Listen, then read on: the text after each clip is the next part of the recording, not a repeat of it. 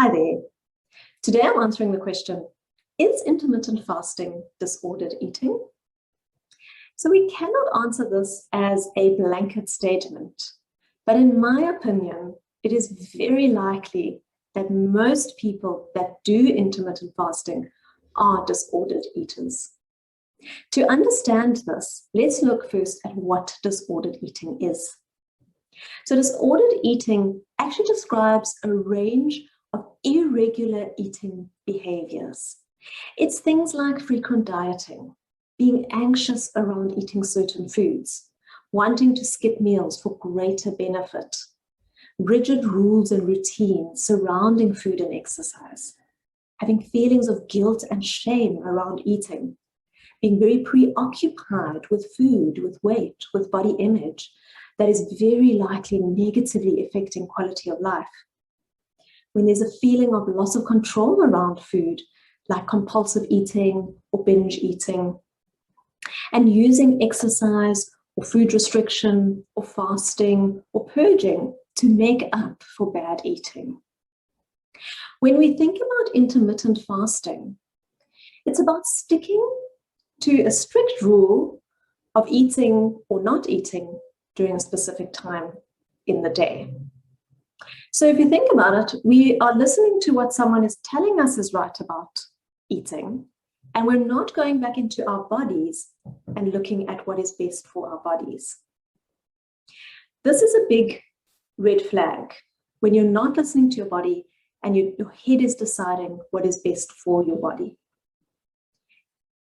The other reason with the other red flag that I have with intermittent fasting is most people do it for weight loss. When we do something for weight loss, we're skewed in our thinking to start with, because now we're trying to find something that is going to correct our body weight. And it's not about listening to our body, it's about what someone has told us to do. When we have weight loss as our goal, as our main goal, we tend to become a little bit more extreme about our behaviors. And so anything that you do for weight loss and not for health is a red flag. Now, weight loss can lead to health, and with these kind of diets, you do lose weight, or you can lose weight quite nicely, but it's all in the start because your body's still functioning well. But when you start doing something on a more regular basis, the body will adapt. And if you look at the most common intermittent fasting, which is the 16-8, where you fast for 16 hours and then eat for 8. But the way that it's punted normally is don't eat during the day and start eating at lunch, and then eat into the evening, and then start your 16 hours of fast. When you do that on a regular basis, your body's going to say, I need energy during the day because that's when you're busy. That's when you're expecting me to do a lot, but you're not feeding me here. So I'm going to adapt and learn how to use less. And then at night, when you are going to feed me, I'm going to store that for a rainy day.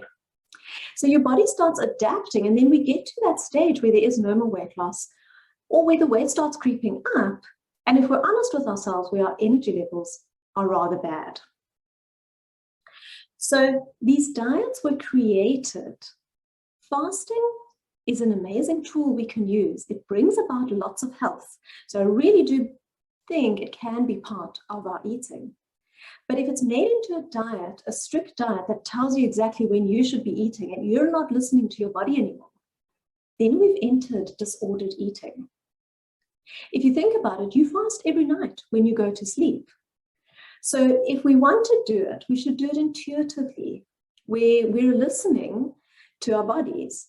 So if you get to a place at night to supper, let's say, and you're not very hungry, you can skip the meal and extend that fast.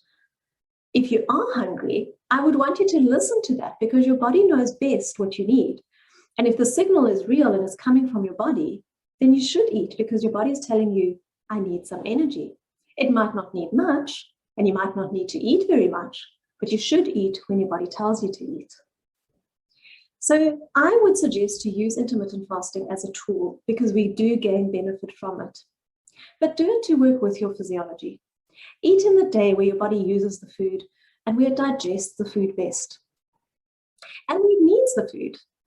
And slow it down and skip or stop eating at a time where your body doesn't need that food as much and where your body's digestion is now no longer as good.